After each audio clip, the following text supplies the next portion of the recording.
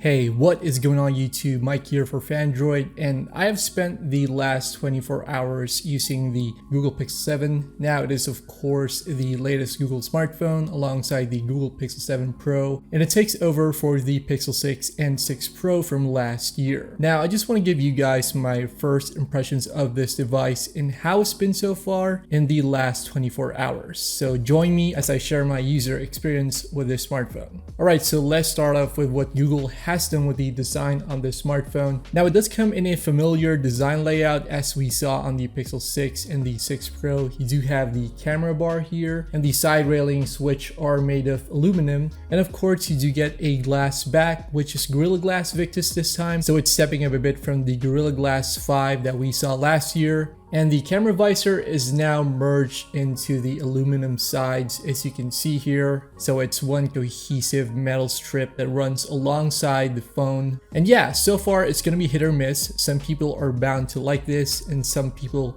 will of course prefer what we had last year on the Pixel 6. But overall, I do like the design. It's a lot more compact thanks to the slightly smaller 6.3-inch display.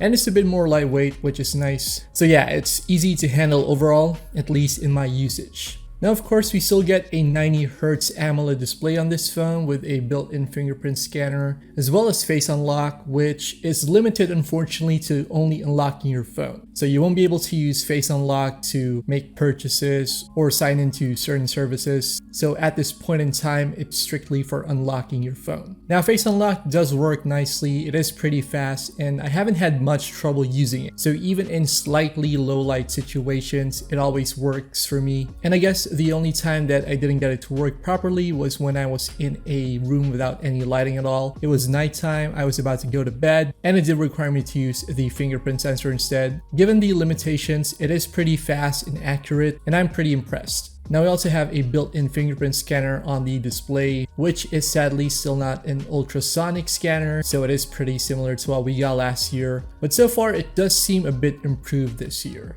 So it's not a considerable step up in terms of scanning speed compared to the Pixel 6. But yeah, it's a bit improved, and so far I haven't had any trouble with it. Now moving on, we do have a slightly smaller battery now, but I don't see that as much of a problem because it does come with Google software optimization and of course a cleaner user interface and a cleaner system overall, so you don't get all the slowdowns and extra battery consumption that you get with a phone that uses an additional user interface like MIUI or One UI. I'm confident that the cleaner interface and the more optimized software will give the Pixel 7 an edge when it comes to battery life. Now that's not to say that it's a very significant improvement in terms of battery, because of course I've only had this phone for a day and I've only charged it twice. So once after setting up the phone, which took a lot of battery because of setting up my apps and data usage, and another charge several hours later because after the initial charge it still wasn't done with setup. And yeah, so far the battery has been alright.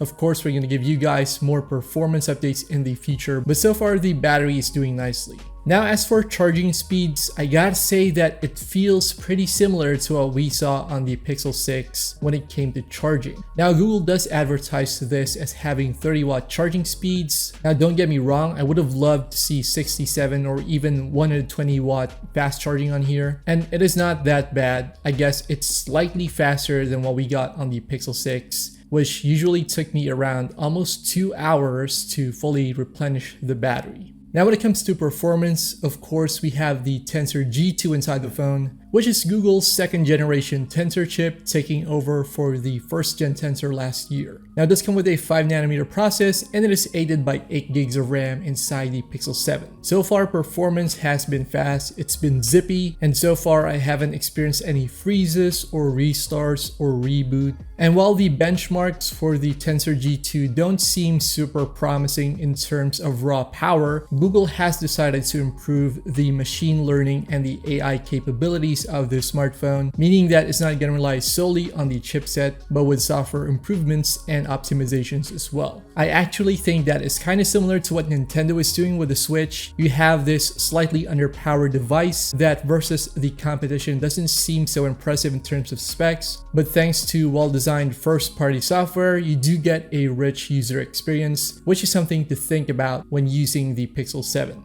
Now in terms of camera, it is a pretty similar affair to what we had on the Pixel 6. You get a triple camera setup on the phone with the main sensor, the ultra-wide lens. Although with the selfie camera this year, Google has decided to give us a 10 megapixel ultra-wide lens. So if you have more people beside you when taking a selfie, you'll be able to kind of zoom out and fit more people into your front-facing photo or video. But in general, camera performance has been really satisfying, at least for me. I always enjoy what Google manages to do with the cameras on its smartphones. So if you're used to how Google manages to program its cameras to take photos with regards to contrast, saturation, and color balance, then it's gonna feel very familiar on the Pixel 7, with the added benefit of some new features like face unblur, cinematic blur for videos, and while it does lack some of the features on the Pixel 7 Pro, like the enhanced zoom capabilities, but so far in the 24 hours that I've used the camera on this phone, I'm really satisfied with the results that I got. And I'm looking forward to how this phone will perform in the long term, especially with the feature drops that we're gonna get. And yeah, I guess the main thing to take away from this is so far, so good.